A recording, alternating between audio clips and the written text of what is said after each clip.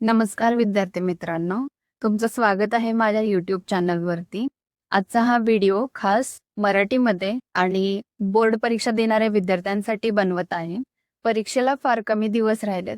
सगळीकडे एकच चर्चा आहे, बोर्ड जवळ आलेत, अभ्यास करा, वेळ कमी आहे. तर हे सारं ऐकून तुम्हाला थोडंसं स्ट्रेस येणं साहजिकच आहे. पण काळजी करू नका. मी काही तुम्हाला या व्हिडिओद्वारे टिप्स देणार आहे, ज्यामुळे तुमचा कॉन्फिडन्स वाढेल, स्ट्रेस कमी होईल आणि परीक्षेची तयारी मजबूत होईल. म्हणून हा व्हिडिओ शेवटपर्यंत नक्की बघा.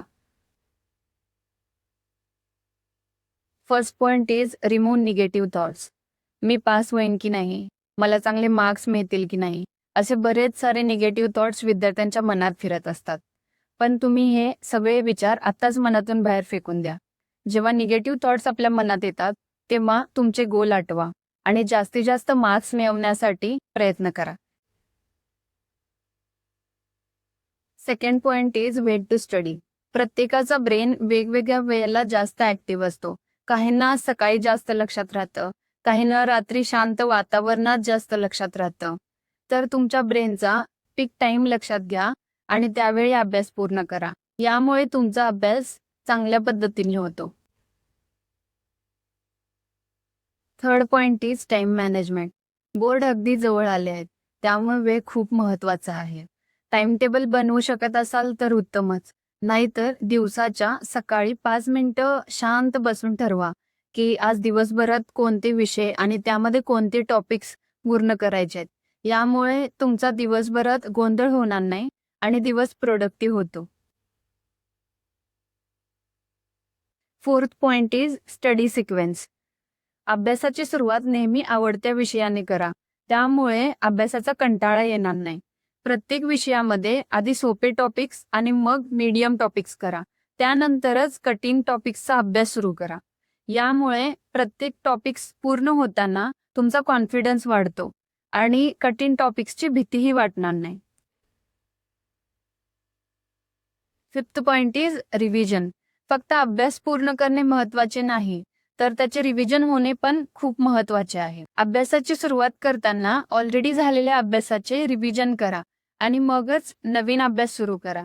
एखाद्या कन्सेप्टची जर तुम्ही पहिल्यांदा रिव्हिजन करत असाल तर त्यातले की पॉइंट्स लिहून काढा आणि छोटे नोट्स बनवा. या नोट्सचा उपयोग तुम्हाला नेक्स्ट टाइम रिव्हिजन करताना होईल. तसेच लिहिल्यामुळे तुमच्या जास्त लक्षात राहील आणि रायटिंग स्पीडही वाढेल.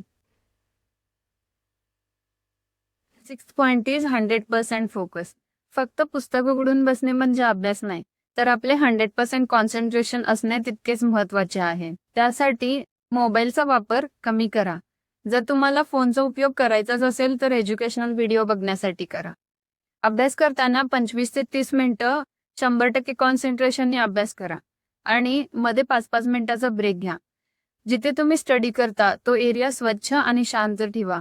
यामुळे तुमची एकाग्रता वाढेल आणि अभ्यास पूर्ण होण्यास मदत होईल.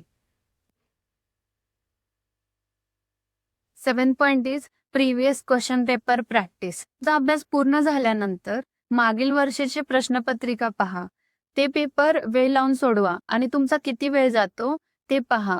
यामुळे तुम्हाला रिअल एक्झाम फिलिंग येते. तसेच प्रचंड कॉन्फिडन्स वाढतो आणि रायटिंग स्पीडही सुधारते.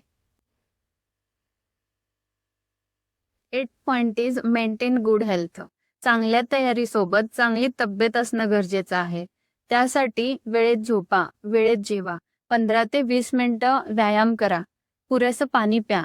जर तुम्ही फिट असाल तर मेंदू जास्त वेगाने काम करतो.